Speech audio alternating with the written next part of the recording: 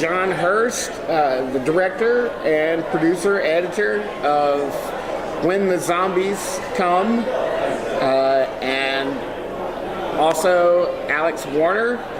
And what was your role in the film? I mean, besides, you were a subject? I was. You're the subject. Yeah. Okay. Because you had a hat on, and I couldn't recognize you without the hat.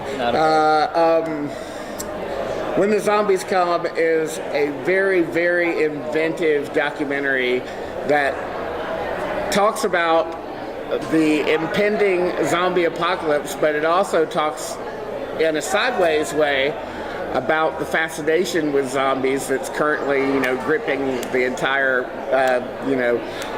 film and television imagination. And also, in some ways, it talks about consumer culture as well, wouldn't you say? Okay. I mean, because it has bits of retail problems in it. I want to ask you guys, it's funny, I've always had this theory that people who are really into the zombie movies actually want the zombie apocalypse to happen in some way. Would you say that's kind of true? I mean, in a way? I mean, because the final line of the movie, this isn't giving anything away, but the final line of the movie talks about, if you've been in retail, you know what it feels like to want to just shoot every random person in the face. If they're zombies. If they're zombies. Only if they're zombies. Yeah, yes. I need to throw that in there. But it's also like sort of like, boy, God, I wish they were zombies. So I'm not gonna lie, I have daydreamed many a time on the zombie apocalypse and that how I think it'd be amazing and just kind of like a cleanse of just like kind of Darwinian type deal. Right. Yeah. And what's funny is that I guess at your job, which is at Ace Hardware, you still have that. Oh, it was. You're out of that. Okay. They let me go because of this movie. So. Oh, they did? Oh yeah. Well, they didn't. Why didn't? Well, not because of the movie. They let me go because of bits and pieces of the movie. Apparently, I'm not allowed to drive the forklift and. Oh, I see. Stuff like that. So. Oh, okay, I get it. But when you were at the Ace Hardware, the movie obviously says that you had plenty of time to daydream about this and figure out inventive ways to kill zombies. I guess my big question is, what do you think that the consumer culture sort of enters into? Because it's interesting. You're there surrounded by all of the food weapons. Markets and the ammo and all that kind of stuff, and it's all right there at your disposal. So I don't know. It's just kind of a funny kind of commentary. I think I don't know. Was that an intention of yours, or is that just something? I thought it was the sort of a sideways thing that happened. I thought the fandom at first was very interesting, and then how they were applying it to their knowledge of the retail store, which you can't really use that knowledge for anything else except for being like, oh, well, there's a spark plug, or this is the whatever bolt you need. So I just thought it was really interesting how they're applying something that's kind of mindless at their job. I mean, they're so used to it, they know the information, so I'm not saying the job is mindless. Yes, I'm saying, but the knowledge, they know it so well that they're just like, that they applied their fandom with The Walking Dead to that, and I thought that was really interesting. Yeah. And then everything that spiraled out of that, was just gravy. Yeah. On top of it. Are there many of your cohorts in the film that are still at Ace Hardware? The girl in the film is actually an ex-girlfriend of mine, and she no longer works there. But the kid that was in the movie, he still works there, and our lawyers talk to them. They're not allowed to touch him, or will definitely. Oh, really? Have to. So I mean, so obviously. Are there ongoing difficulties with Ace Hardware in terms of this movie? Are they angry about the existence of the film in general? Not just what you did or to get the movie done, but they're definitely not happy with the movie, and they've tried to threaten us, but our lawyers pretty much told them off and told them how we're in the right. So the worst they could do was fire me, and they've done that, and now they're trying to keep me from being able to claim any kind of unemployment.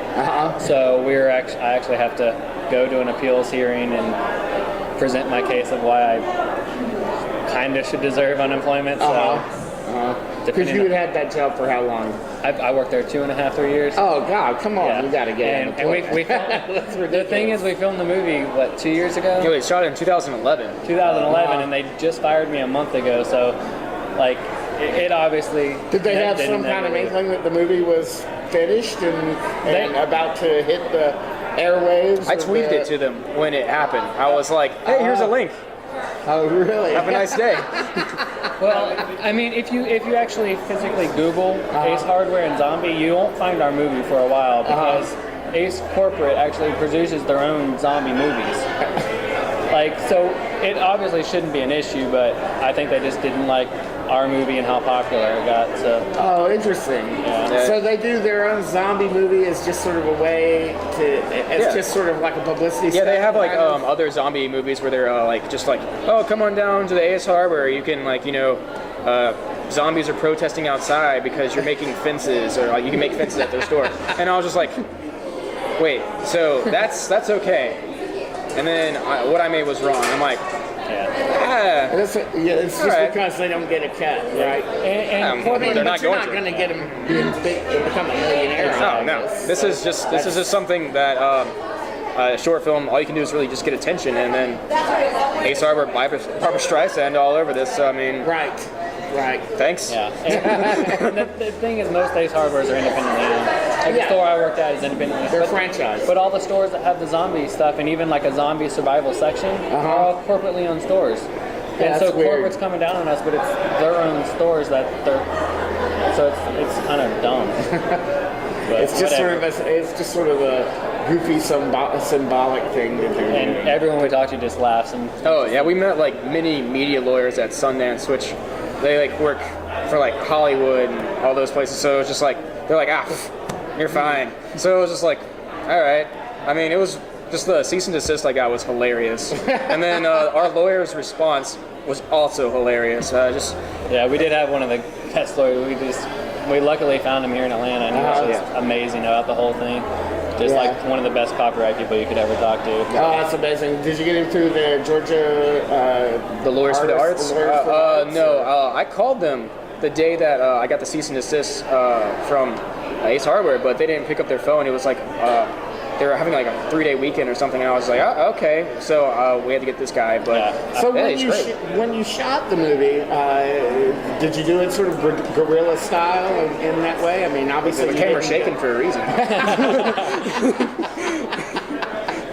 So you actually got up on the roof and so forth, and so that's Allegedly. it's great. Allegedly. Yes. Well, it's just a great little piece. I mean, it's a little less than 10 minutes long, right? Yeah, it's 9 minutes 9 seconds. But it just I don't know.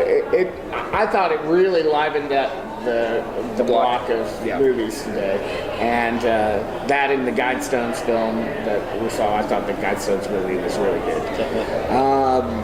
And I congratulate you guys. Is this the first film festival that you've been accepted in? No, I made it into Sundance for this one. Oh, okay. Yeah, I heard a little bit about this. Now, the Sundance thing. Tell me the background of. You got into Sundance. Yeah. You risked the $250 to. Oh yeah. I pretty much just lost a bet with a friend, and he was like, "Well, now you have to apply to Sundance." And I'm like, it's like, all right. So I think it'll pay for itself. That's like good. You know, getting into really Sundance. good. I mean, it's pretty cool. It's good. So what are you planning to do next? I'm writing my own feature right now. So whenever I finish that, I'm gonna find investors, and then. But until then, one of my friends, Matt Reichman, he is making another feature film, and he's gone to cons before. So I mean, like we work together really well. So it's very good. You ready to be an actor? Hey, I could use any kind of job right now. So. Well, I think that you should hit him up for a role, and I think you have good presence up there, and it was just a wonderful, like, breezy little short. I liked it immensely. It could have been a lot. I don't know. Maybe you guys don't see those things that I see in it. yeah, I see a lot of depth into it. Yeah, but there is a lot of depth. It could have been something that it could have been very surfacey. But there's the subtleties in the jokes where he's saying like we're gonna eat like kings and nothing else. It was just like, well, you kind of want this to be powerless to happen. Exactly. You want to Eat like you want to be the kings. king. Right, And I was just right. like, I don't think you meant to. I mean, really, that's part of the appeal of the zombie apocalypse. Is, you know, like a everybody rebirth. can have their own little fiefdom or whatever. Yeah. You know, and I think that's something that people want in an age where they kind of feel a little powerless in the face of fucking Ace Hardware. Okay, sorry. Those fucking oppressors. Very commercial-esque. All right. Well, John, Alex, thank you very much, and of course I'll send you a link and check this movie out. It's called When the Zombies Come. It's a little less than 10 minutes long, but it's a great way to spend 10 minutes. It's a very, very fascinating commentary on the whole subject matter. And we'll talk to you soon. Become a member of the Movie Geeks United family. Follow us on Twitter at twitter.com/moviegeeksunite, Facebook at facebook.com/moviegeeksunited, YouTube at youtube.com/moviegeeksunited, or bookmark our website at moviegeeksunited.net. And you can also access our entire library of programs, including more than 600 filmmaker interviews, right here on Blog Talk Radio at blogtalkradio.com/moviegeeksunited.